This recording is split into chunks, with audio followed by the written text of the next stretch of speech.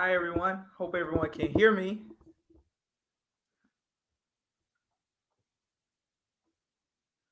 It's Chassis Melvin going live. True Sport Podcast from a player's perspective. I'm the host, Chassis Melvin. Today, I'm going to chop it up with Vincent Askew, former Seattle Supersonics NBA vet. We're going to talk about The Last Dance, talk about everything that I know everyone's been watching every Sunday night. So we saw episode 7 and 8 last night. Can't wait for episode 9 and 10. Obviously, we all have it. We can all watch it 1 through 10. I'm sure some people have already checked it out, but it's been interesting to find out the behind the scenes and everything with Jordan, and just like, wow, last night was super emotional. I mean, how many of you got emotional, got a little teary-eyed when you saw Jordan sprawled out on the floor in the locker room just bawling after the Father's Day championship in 1996 against the Supersonics? I thought that was super deep, and that was just, I don't know, that just kind of made me almost shed a tear. But as a player, I could see like how he was so, watching him kind of laugh, like watching the video of Gary Payton wanting to, saying I had no problem with Gary. No one knew my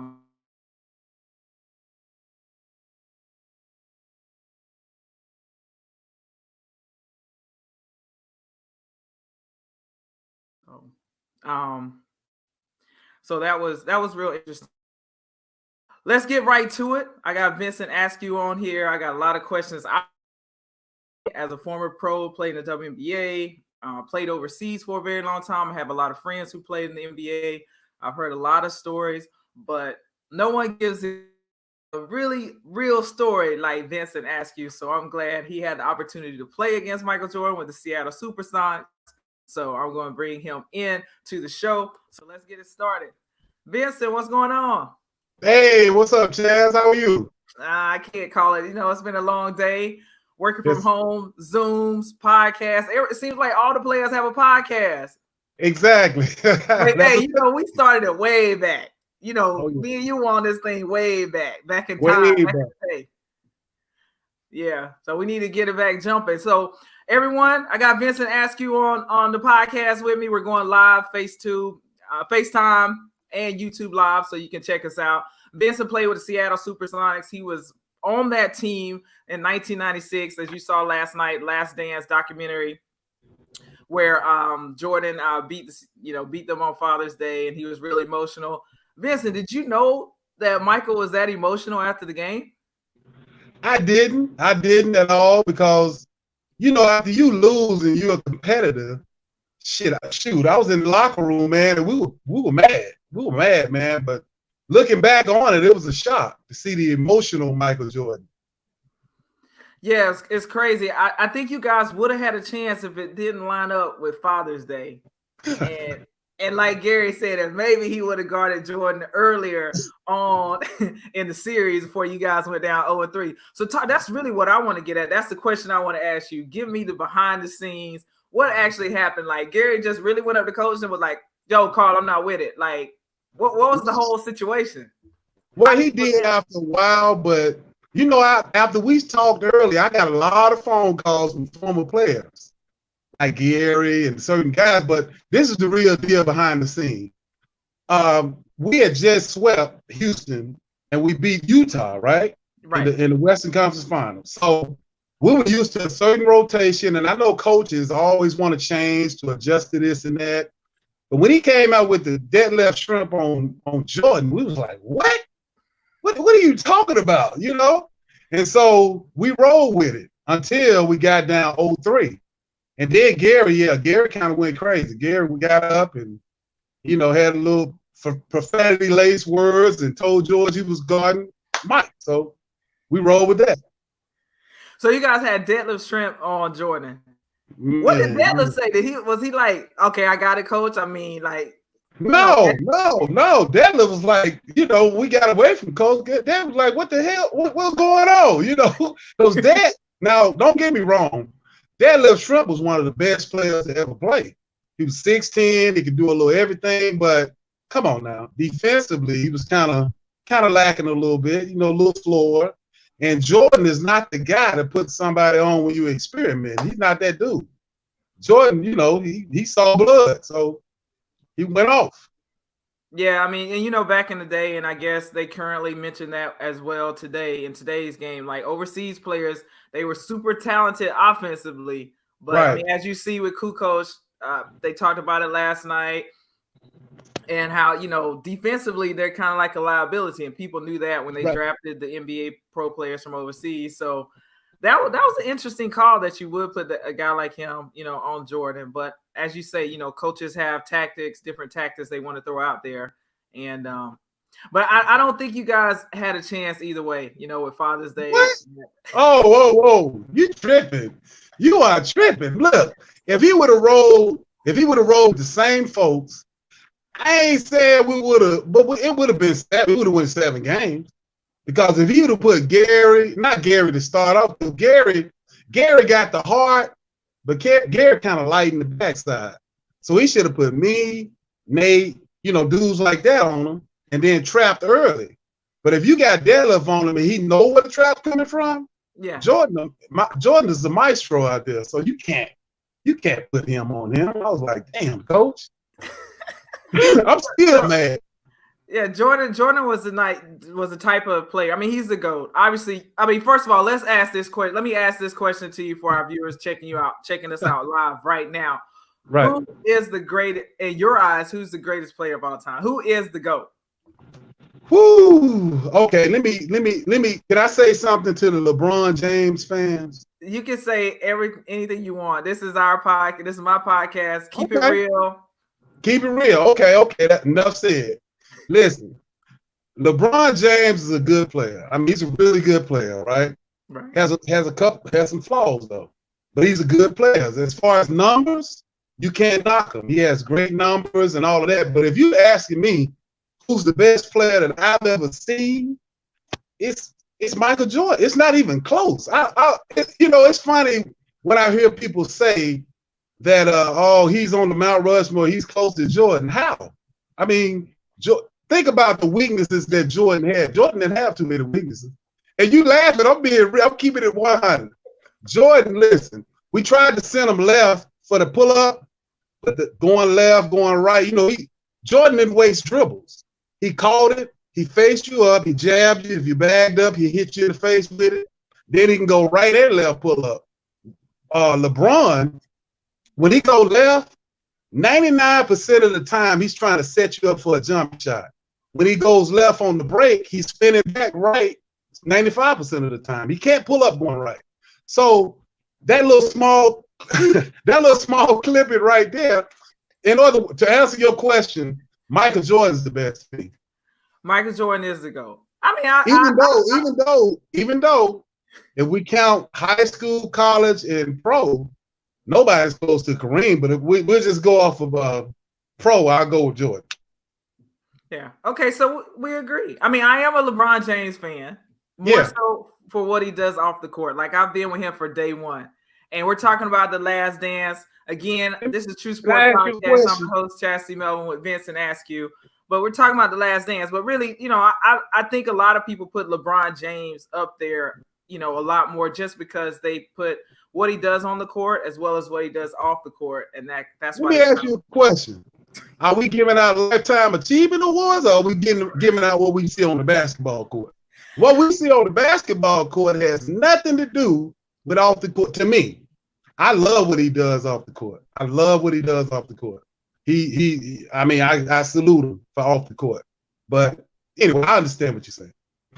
No, I mean, obviously everyone knows Michael Jordan is the GOAT. And if they didn't know, now they know. Everyone watching, there's no way people or the young kids are going to watch, The Last Dance and be like, wow, this guy. Well, actually, it's a lot of people who really think LeBron's the best player because different eras, you have different people that you look at. Yeah. Which is understandable, So I'm not saying he's not great. LeBron's a great player.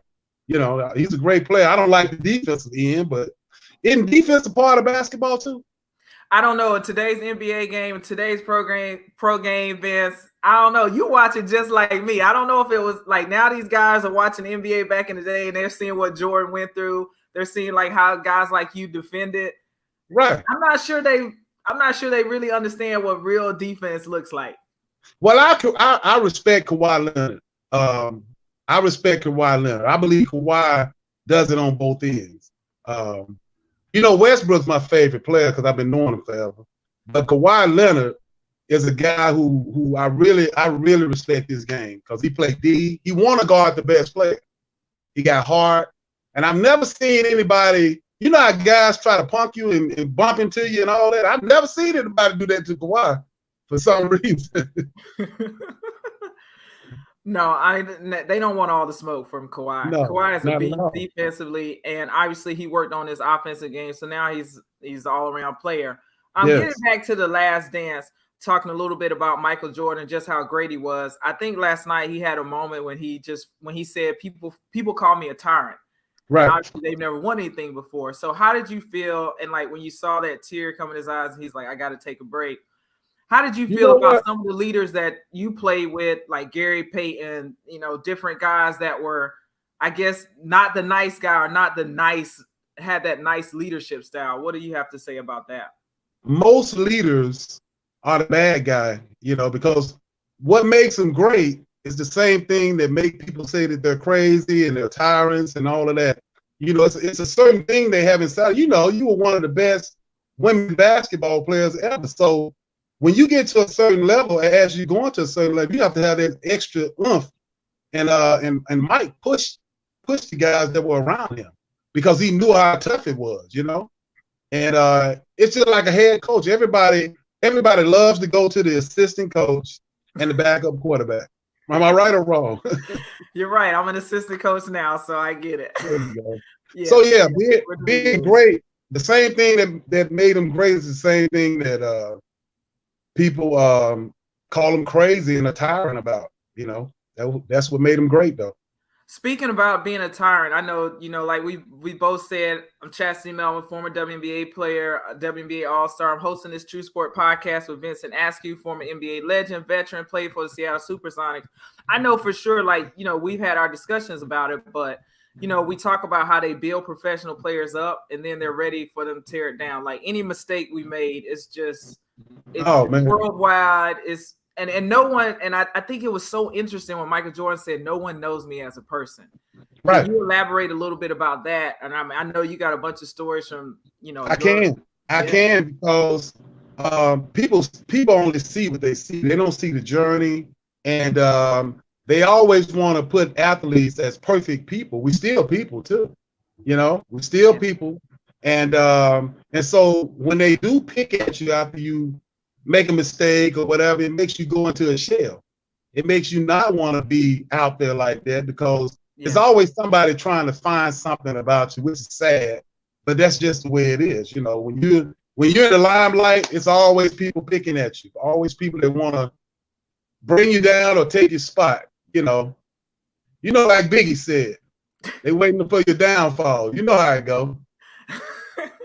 Yeah, I know. That's why, a lot of people, it's very interesting how people look at professional athletes. And I know I get the rap, and you even make fun of me all the time. Like, you're a good girl, Chaz. You got to tell, you got it. I'm like, nah, it's just the brand. Because, people are ready to tear you down for any mistake. And you want to protect your family and your friends because your family and your friends, they don't understand how the media and how the world looks at an athlete. And they don't look at you as like our family know exactly how we are. Right. Exactly. But the world doesn't. And they don't know how they can do certain things. And it's not broadcast across the world, across the different media platforms. But we know everyone's going to know when we make a mistake. So definitely get that. Talking about another interesting part from the episode 7 and 8 last night is Pippen telling Coach Phil Jackson he's not going back in the game. Has that ever happened to you? Now I've been on a team where a player has inserted themselves into the game, but I have I've never been on a team where someone said I ain't going in the most critical moment, like game time situation, end of the clock. Like I've never had anyone do that. So Are tell you me a talking little bit about thoughts on professional ball or college or just that. Just whatever? professional ball. Like I've had Professional. someone insert themselves in the game, but I've never had someone in under 2 minutes, 2 minutes to go, critical game time situation. They tell the coach, I'm not going in. Damn. Yeah, that was tough, man, on old Pip. I know Pip. And that was a tough moment, but he doubled down on it and said he would do it again. Because he's always been, I'm gonna tell you why. He's always, even though we like you were just saying about people not understanding athletes, we looked at him as Pippen, but in his mind, probably he's always been second fiddle to Jordan. So once Jordan left, think about it.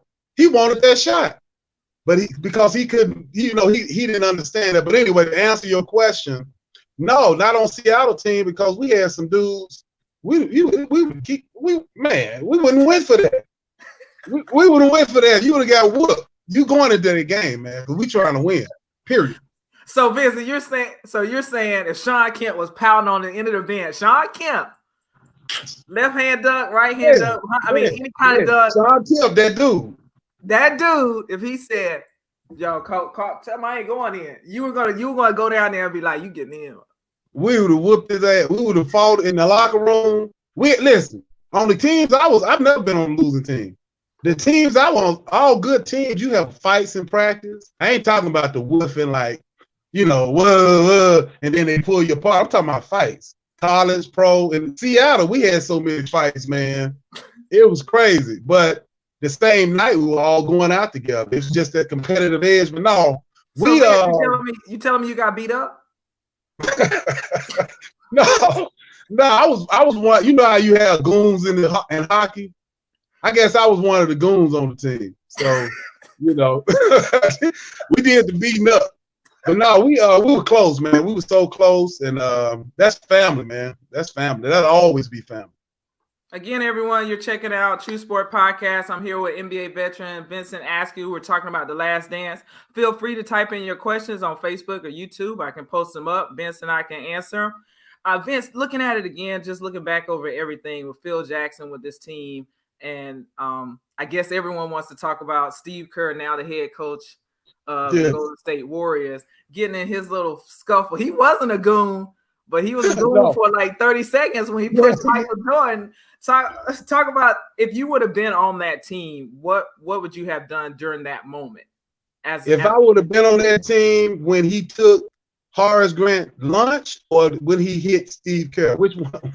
You can talk about. Let's talk about Steve Kerr first, and then we'll go to Horace Grant. Okay. Well, it's just like when you go to the club or something, and you're around bullies, right? Bullies can look at you and tell, you know what I'm saying? They can tell who to pick on, who not to pick on, and all that. But if he would have done it, I would have had to stand up to him, because most guys just want to see, if it get tough, is he gonna stand up? That's all Jordan wanted to see. Is he gonna cry, quit, or stand up? And I know a lot of people looking at him in a bad way, but think about it. Steve Kerr hit him.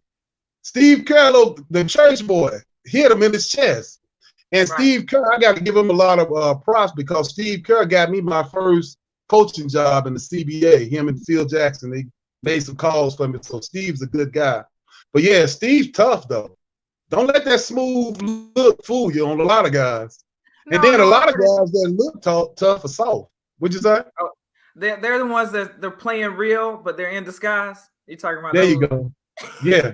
Yeah, exactly. Exactly. Vincent, we got a question. We got a question here. What separated the 95-96 Sonic success from the other talented Sonic teams from the 90s?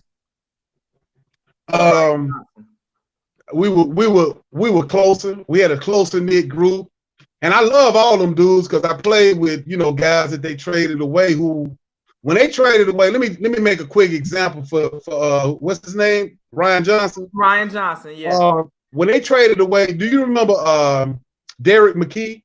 Played at Alabama. Derek McKee, about 6'10", 6'11", great defensive player. Yeah.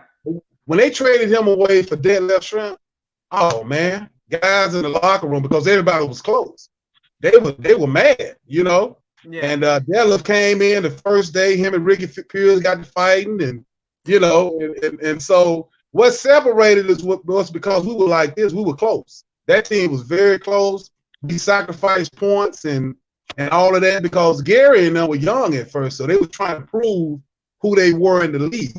Yeah. Once Gary and Sean got in their mind that they were pretty good, then they could accept, different roles and accept other guys getting a little credit. So I say that's why we were better at 95, 96 team. McKee was the guy on D. McKee was D. McKee had D. And Vincent was D. McKee could pass. He was a great facilitator. Okay. But he wasn't a score. We needed a score at the 3, and Deadlift Shrimp. I mean, I can't say he was better than, but Deadlift, he could do it. He could really do it. No, he could light it up. Yeah, he fit what we had. He fit what we had, yeah. Yeah. And a lot of times it's about the fit. You know that. You don't have to be you may not be a better player than that guy, but you may be a better fit for that particular team. And that's what he was. So let's get back to Horace Grant. Okay. I know you wanted to speak on that. Now, I do remember in high school and some in college, I don't want to really put it out there, but we didn't play well. We didn't stop and eat. We drove all the way back home. I remember our coach doing us like that in high school. My coach in high school was crazy. Yeah, I love him. Yeah. But in the pros, you mean to tell me that if I play bad in your eyes, you're going to go tell the people that serving food, hey, don't feed him. Don't feed Chastity. I'm like, what? I couldn't believe it. I couldn't believe it, but I could believe it because I heard that when I was playing. And Horace, I think Horace is a big dude. And I think he was probably not going to stand up, even though he said he did, because they would have traded him. Think about it. If you hit Jordan, you gone immediately. Oh, yeah. You got to play the part when you have the star on your team. You do. You really do. You already know. You got to play the part, man. And, George Carl used to tell us a lot of times, go, Gary watching this, Gary didn't want to practice. He didn't want to practice some days. We used to hang out. And some days he just didn't want to practice, You want to talk about practice? Exactly. Exactly. He was young. So George used to tell me and Nate and Eric Snow, who played with Iverson, to get him. And once you made Gary mad, he was a different dude. He was that type of guy. So yeah, Gary didn't want to practice. He ain't like practice. I will say this. I had a hard time in the WNBA because when we first started out, some of those coaches still treated us like college. We were practicing 4 hours. What? Yeah. Nah. And then we had the game. We had to fly commercial. So I was practicing like 3 to 4 hours a day. Then I had to play the game the next day. And you know how it is in practice. The bench feel like they should start. So I'm having to work my butt off in practice. Just, right. Exactly. Yeah. So back in the day, but now it's like once I retired, all the coaches I had, girls calling me, or like, nah, the coach is cool. We only went for like 40 minutes. I'm thinking like totally different. Totally different. Yeah, I had some coaches, man. George Carl was a great coach. Larry Brown was a great coach. Larry Brown liked to practice a lot too. So does George. But one thing about George, if you get in there hour 15, hour 30 minutes, especially we had a veteran team, get your job, get your stuff in, you out of there. He gave us days off. I love old George. He was kind of crazy, but I love George. He was kind of crazy and you were a goon, so that was probably a good fit. That's my guy. I played with him in the CBA before the NBA. Yeah, for sure. Yeah. For sure. Talking about The Last Dance and different episodes and everything, what were your thoughts and some of the guys around the league? What were your thoughts when Michael Jordan retired and then chose to play baseball? What were y'all saying in the locker room? We want me to be real? Shit, I was happy. I was like, look, this Jordan gone, and man, those were the 2 most disappointing years I ever had in basketball in Seattle, because we were the best team in the league. Houston won a championship twice. Listen to this. We beat Houston 10, 12 times in a row. That year, the year after, and we swept them the next year. But we got to the playoffs and lost in the first round to Denver, and a young Shaq team, But our guys were young. Our main guys were young, man, and we had to grow. Sometimes you got to grow before you can go far. Oh yeah, that's what the whole Last Dance talks about. how Yeah. the Bulls had to grow, how Michael Jordan had to grow and develop into the leader and Yes. the GOAT he became. Thinking about that, just talking about you guys, I'm sure everyone in the league was excited. This is our chance because Yeah, Jordan was of up to course. get They're not by. gonna say it. A lot of dudes got pride, but to keep it 100, we was excited. I know I was. I was like, because the other dudes were easy to guard. When I guard the dudes in the league, man, I could stay out at the club all night and then go guard them. When you guarded Jordan, I was laying it down about 10, 11 night before. Right. Jordan, that's what I said. Like my person was Yolanda Griffith and Lisa Leslie. Yeah. Like I never really went out much, but for sure the night before I played them, I was taking it in early. I ate good. I ate my pregame was good. Yeah. Exactly. Isn't it funny how you just know with certain people you gotta have a little more focus for those guys. A little more focus. Yeah, totally get it. So when Michael Jordan decides to return to basketball, were you any of those pickup runs, or did you hear about the pickup runs when he was recording? Yeah. Space I was over Jam? there. Oh, okay. Yeah. And he was stealing. He was having scout report the whole entire time. Yeah. Because you can see him over there when he lost though. Like when you on this team and he lose, shit, Jordan ain't talking to you. Jordan, really? It was like a real game to him. He was over there by himself, but he was checking everybody game, right? Yeah. He was really doing scout. He really was. But it was some good, man. That was the best run I ever had. That and the UCLA run when Magic used to have it. Best run I ever had. They were going there. There wasn't no foul calling. You know how you play sometimes guys calling foul? Man, you better not call no foul. You got to play through it. Yeah. Oh, no, they call fouls all day now. Oh, yeah. Oh, man, it's soft. It's so soft now. Golly. You said it, not me. You said it's it, soft, man. It's very soft. I don't like it. Am I the only one that since quarantine, I've been able to watch more movies because there's no basketball. Right. So I finally watched Space Jam. Had you watched it before? I finally checked out Space Jam with Michael Jordan. I watched it like when it first came out. You never watched it. People think I'm a big kid, but I don't like cartoons. So I just couldn't imagine watching Michael Jordan with the cartoon characters. But it was pretty good though. Yeah, I watched it finally. I watched it in 2020, and it was pretty good. So now I'm gonna see if LeBron James can possibly beat the GOAT at Space. Yeah. So when Michael Jordan decided to return to basketball, what were your thoughts? And obviously, well, he was out of shape the year before. Gary Payton talked about that, and he felt like he hadn't gotten his rhythm. But talk about just the courage and the perseverance he had, and I think this automatically made him the GOAT. Just leaving baseball, being out of shape, transitioning back to his basketball body, and then coming back. Man, and the hunger after he lost to Penny in Orlando. Yeah. The hunger to get back in the gym the next day. Dudes usually take off 2-3 weeks at least. Yeah. Some guys. And he got back in the gym and came back the next year, man, on a vengeance. It took a lot of heart. He was a little older. Took a lot of courage. Took a lot of perseverance, man.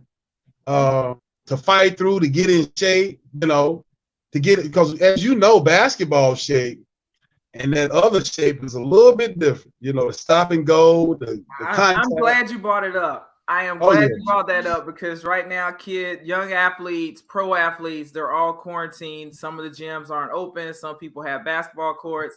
Back in the day, everybody had the dirt courts. Now people were going to the gym, YMCA. So people are like stuck right now. And working through it, you can teach the kids, and you can have kids do push-ups and kind of work out on their own, but there really isn't anything that can get them in basketball shape but playing. Right. And that brings me to my question. I bring that up. How do you feel about the NBA starting the season again, or do you think they should begin the season, or do you think they should cancel the season for this year? As a fan, man, I miss basketball. I want them to get back in the gym. But it has to be safe. You know what I mean?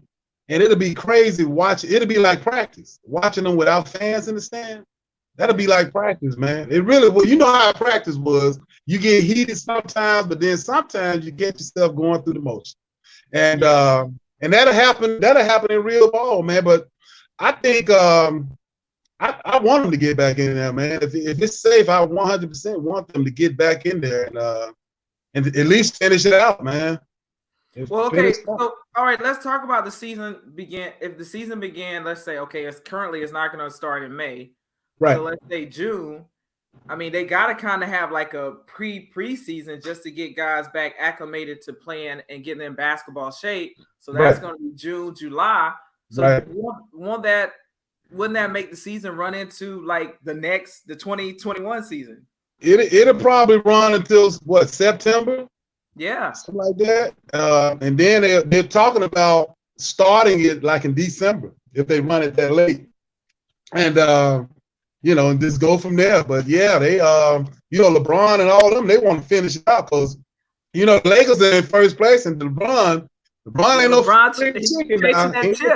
chicken. So and if they go back, I'm riding with Houston, man. I'm riding with Houston, and you gonna ride with the Clippers? Okay, and I can see why. They got it's a little George, if they listen, Vince. If they start the season back now, we got to get back in basketball shape. So your timing is off offensively, but the easiest type of shape you can get back into basketball wise is defensively. So the Clippers, for real, that's real. The Clippers might have an edge there. Do you think their defense is like that, or are they overrated? I don't believe they're overrated because I think Paul George is one of the, if not one of the top 2-3 defenders in the league, and put him alongside Kawhi Leonard. Then you have the defensive presence from Montreal Harrell inside. What, about 6'6"? I think he's like 6'9", 6'10". I thought he was about 6'6". Well, he plays like he's 6'11". Look, I gotta look up stats, but he plays like he's 6'11". I don't care. Like he is. I mean, Draymond Green out here talking like he's the man on defense, but then the thing about Montrezl, he can give it to you offensively.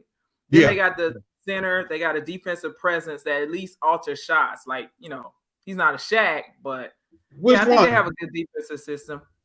The center, the big white guy. Yeah. Came from the Lakers, right? Yeah, came from the Lakers. Yeah. He all right.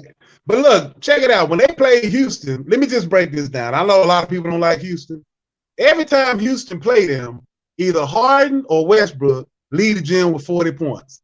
Now, I ain't seen too many good defenses that's giving up 40 points on their head every time they see a team. Think about it. Okay, Vince. I know you. And Patrick Beverly can't check Westbrook. He can't check Westbrook at all. Look, Patrick Beverly he can't check a lot of people, but he's kind of like Dennis Rodman. He knows how to get in. I love him. Yeah. I love him. He's my kind of guy. You don't want to play against, but you want on your team. Yeah.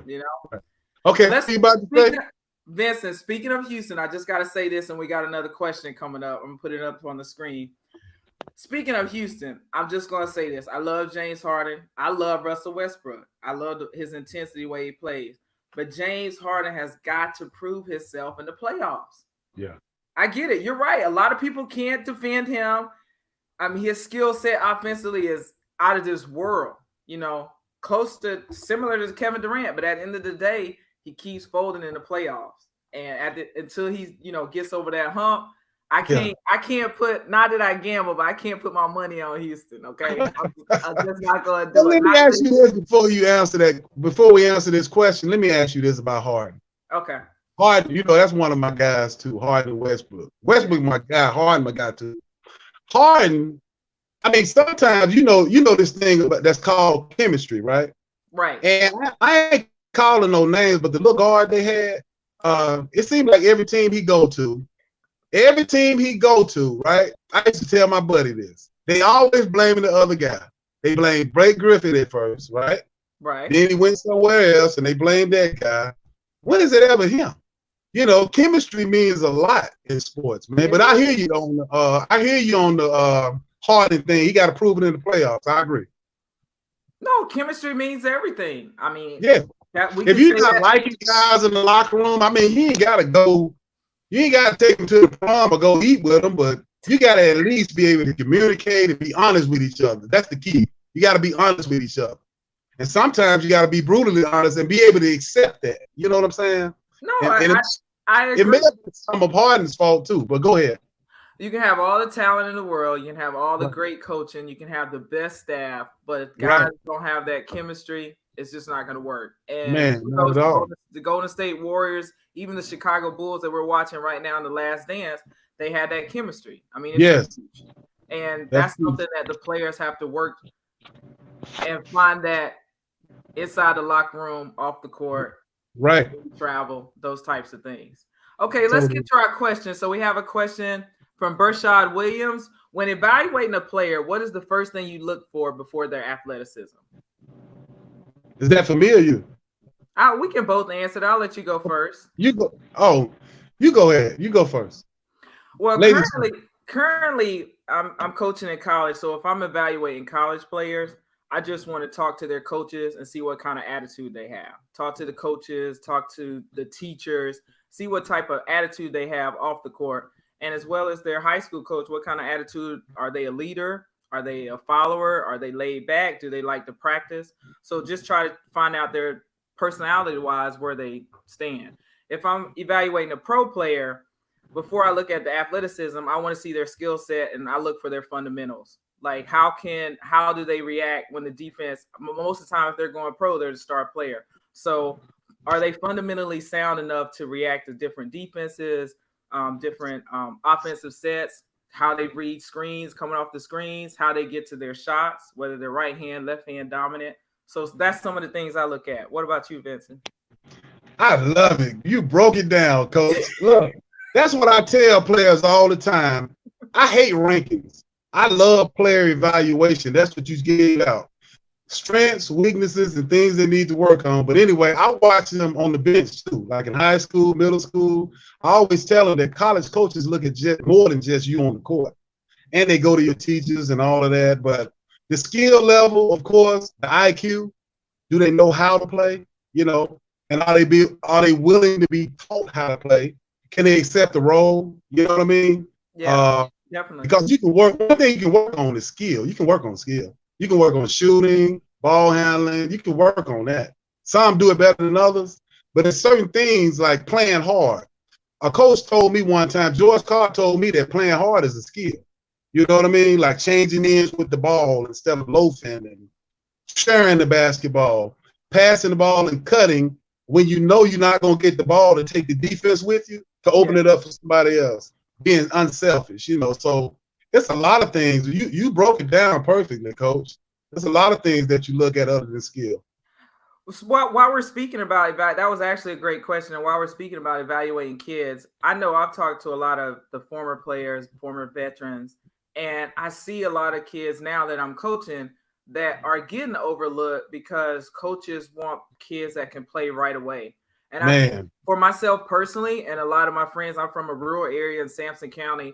There's a lot of talent where I'm from, but people want a lot of coaches nowadays in college and the pros. They want players to be able to have all these stats. Like you said, people are reading the stats and the rankings. And there's a lot of young talent that can be developed within a year and they can become really great players. Do you see that in Memphis where you are as far as when you're training and working kids out? Oh man, yes. I see it in Memphis and a lot of places. And speak on that, I think Memphis pound for pound is one of the best places in the world for talent. But anyway, that's another story. But I see that everywhere. And I call them lazy coaches, man. I call them lazy coaches that don't want to teach the game, you know. But a lot of times coaches, think about this. Coaches can only teach what they know, though. Maybe they are teaching the game. You know what I mean? But you can only teach what you know. That's all you can do. But yeah, I hate that because I was one of those guys who wasn't ranked. I was ranked like in my state in high school, the 12th grade, I was ranked like 52nd in the state, right? And I used to be mad at my high school coach. I used to be like, Coach, what's up? He was like, just keep working on your game. So yeah, I believe you got to work on your game. And it's so much talent out here that's not getting the look like you said, and I hate that. I don't like that, man. I don't like it either. We should do something about it. Yes, definitely. Well, getting back to The Last Dance, I mean, that was a great question, but getting back to The Last Dance, and I think my biggest takeaway from watching it, and Vince, we're quarantined, so everyone's at home. And as far as I am with watching basketball, I don't know if any of you other people out there have a problem. I'm watching it. I'm trying to have tunnel vision, and everybody's asking me questions. Is it really like that in the pros? Michael Jordan was mean. Jesse, they not like president. You know, like you're getting tons and tons of questions. You're like, I just want to know Mike personally too. Like, right. You know, I'm trying to learn something. But what I've learned and what I like to see is watching the different games, watching the style of basketball. Like Michael Jordan has shown. I know people that they don't the analytics kids and those adults and those people that are high on analytics. They don't want me to bring this up, but he had the mid-range game. You know, the hardest people. Listen, if you just shooting threes, if I'm guarding you, you probably hit maybe what 2 a game, maybe, because you're just standing out there. The hardest people to guard in the game are guys that can shoot the 3, but be able to shoot that pull-up jump shot. If you can hit that pull-up jump shot, you can't be guarded. Think about it. Like Kevin Durant can't be guarded because of that very reason. Be guarded, period, because he got that pull-up. And he's 7 feet, and he got that pull-up. That pull-up, if you can master that pull-up jump shot, that mid-range jump shot, man, it'll be hard to guard you. But a lot of people don't because they go off the analytics. Houston has been the number 1 analytical team. Yeah. And they ain't won nothing. And they score a lot of points. They hit a lot of threes. But then one year they missed 20-some threes in a row. I mean, that's just common sense. Go to the hole, get fouled. That's stupid. I don't get that, man. I mean, I like analytics, I guess, but damn, I go off. I mean, analytics has its pros and cons, and what I tell everyone is, you know, what are the pros? The pros as far as like Vince, you and I played for a very long time. Right. So we just kind of know the game. We played under you played under 5-6 different coaches. I played under 6-7. I'm not even gonna count overseas. So we played under so many different systems. So for us, when we're watching the game or we're seeing or we're coaching, right off top, we can say, hey, you might need to take the ball inside. Right. So analytics provides for those coaches that you said they can only coach what they know. Right. Analytics provides the stats to say, hey, these are the percentages. This is why you need to go inside so they can see it on paper. And it's kind of like when we retired and we tried to get a job and people were looking at our resume and they're like, hey, there's nothing on here. You don't have no analytics on there. They do that stuff all the time. Listen, but what about this thing called feel for the game? You know what I mean? Go ahead. I agree, Vince, and that's why I feel like they should bring former players back. And former players also, we should educate ourselves more on analytics. Right. We can read the stats, and we can also tell you the feel of the game. We can also tell you why a player might always go right, or we can always tell you why teams lose on the road. Like they don't know about those trips to Atlanta. Right, exactly. and LA and all that, New York, you know, it's different in New York than it is. Nothing against people in Utah, but it's different going to New York and LA and Chicago than it is going to Salt Lake City, Utah. We got another question. I want to end this at 6:00. Thanks everyone for joining us. True Sport Podcast. I'm Chastity Melvin, the host. I got Vincent Askew, former NBA veteran, played with the Supersonics, lost to Jordan on Father's Day. Question is from Marcus Paredes. The question is for both of you. What was the biggest or some of the biggest hurdles that you had both to face during your journey to the WNBA or the NBA? So Vince, what were some of the biggest hurdles that you had to overcome in getting to the NBA? And then I'll answer it. Man, you may not have enough time for this. Listen, I'm gonna go real quick through high school. 7th and 8th grade. I never got in the game unless we were up 30 points or down 30 points. I got cut in the 9th grade, right? 10th grade, I went to a school. They had an old-fashioned coach, so I was playing center. At that time, I was about 6'3". He got fired midway through the season. I got a coach that had started at point guard at Mississippi State, so he taught me how to play the point. He sacrificed games to get me to where I needed to go. So getting to college, I played with All-Americans. I had William Baffert, who was a lottery pick. Keith Lee was a lottery pick. So it was little on me. So I had to figure out a way to get on the court. So defense, passing, and all that did it. I left after my junior year in college, went to the 76ers, and Mr. John Nash, the general manager, cut me on Christmas Day. I was starting the first 14 games, but we were losing. Yeah. So when you're losing, they can't cut Barkley and all them. They making money. They cut the dudes that ain't making no money, right? So I went from there. Best thing that ever happened to me, though, because I went to the CBA and I met George Carl. Man, and he taught me how to play. I didn't know how to play. I thought I knew how to play.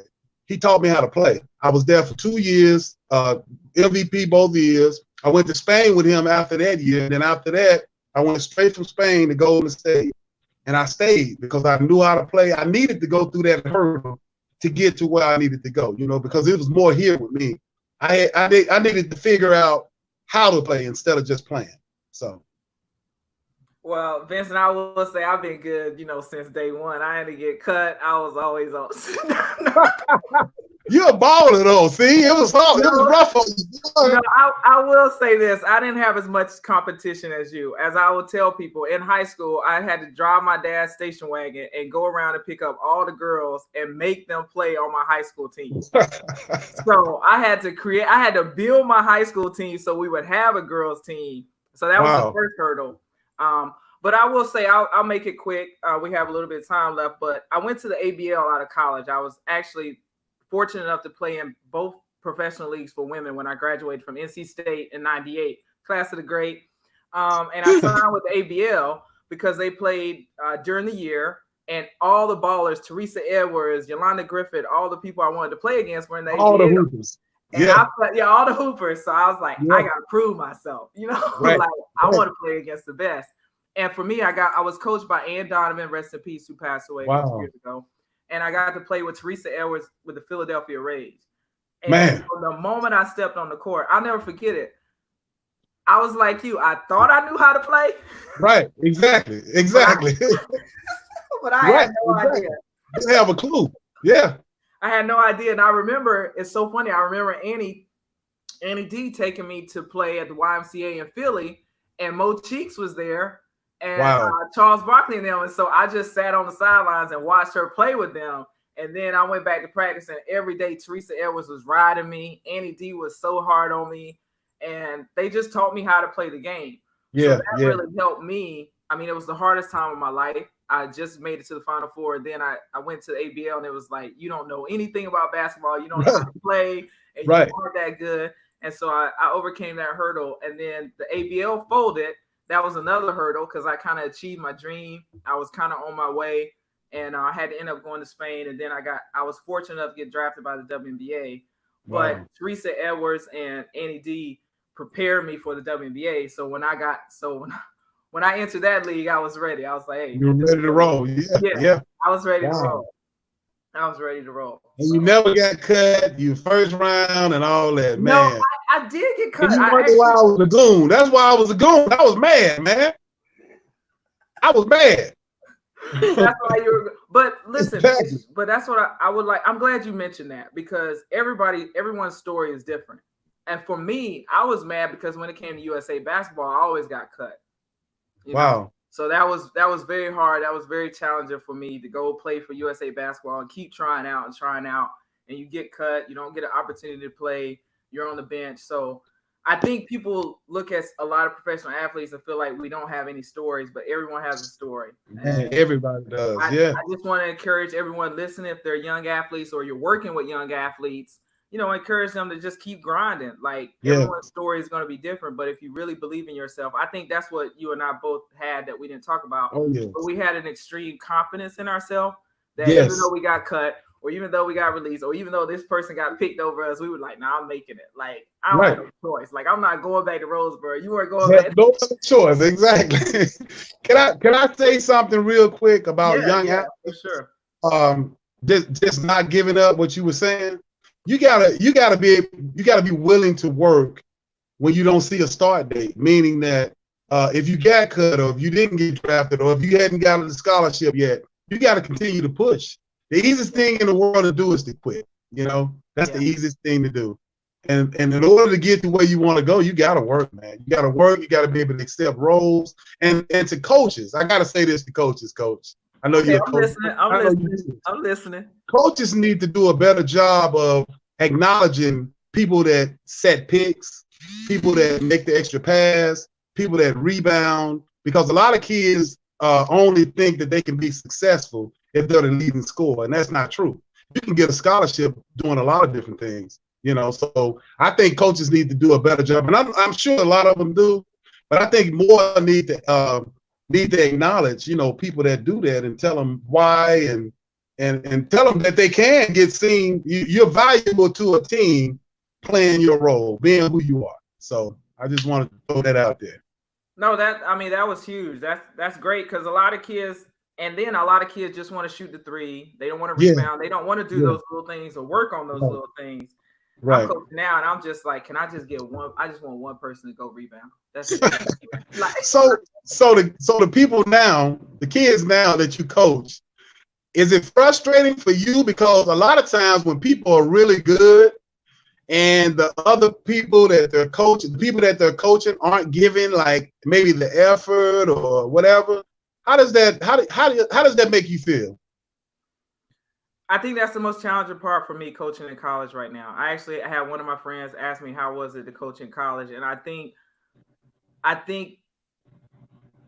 for me, it's just finding that balance of how to coach the kid and how to motivate them. As a player, no one never had to motivate me once I stepped on that court. Right. Like it wasn't like I wanted to play, I wanted to be the best, I wanted to do whatever it took to help the team win. Yeah. And but I'm sure you played with some people that probably had to be motivated a little more than you did. Yeah, I did, and I think it was just, but everyone was still competitive, like you said. Right, like you get tired of getting beat to the basket. Right. Exactly. Like for these kids, it's like, okay, we're gonna keep letting them go.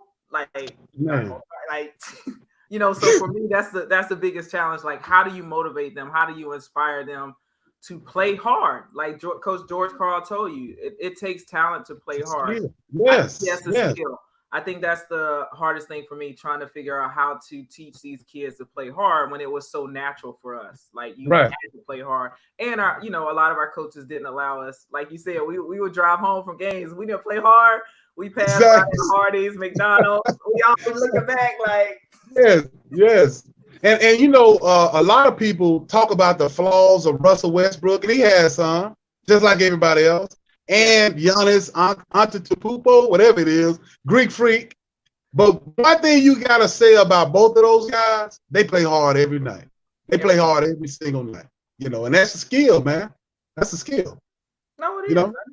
I think hopefully, I have a lot of the kids that I'm recruiting now and a lot of the young adults, even my niece, like they're watching it and they're seeing how hard Michael Jordan pushed his teammates, how hard he worked. And hopefully, when they go buy these Jordans, they'll kind of remember that. Like, it was unbelievable. Like, so maybe, they'll learn that it's not just something we're telling them. That this is what actual the greatest player of all time, this is how hard he worked. Yes. And can I say something again? I know I spoke about LeBron earlier, but I also seen LeBron in person working out. It's incredible.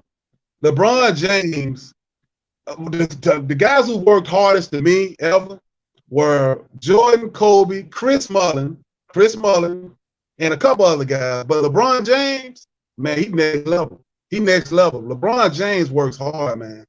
He works hard. So I just want to throw that out there. That dude works hard. And a lot of people just look at the end result, the TV, right? It's a journey, man. It's a journey that goes along with that. You got to put that work in. I'm telling you, we have viewers now watching us like, yeah, pro players always say that. It's a journey. You got to work. Like, because we make it look easy for those 2 hours when they see that television. And I think that's hard for me too, because I'll have kids and I'm trying to work with them. They're like, but it was easy for you. I'm like, it's easy after you practice on it forever. You practice for years and years. Yes, it looks easy. Of course. Yeah. That's why you're a pro. That's the whole point. But I love having the podcast. Again, thanks everyone for tuning in. If you have any last questions, shoot them. We got 2 minutes. This is Chastity Melvin. I'm the host of True Sport Podcast. Actually, Vince and I have done this a while back. We had Nelson Roy Miles. She said, "Can you guys recreate the Blossom opening credits?" I don't know The what that what? is. The I didn't hear Blossom. the question.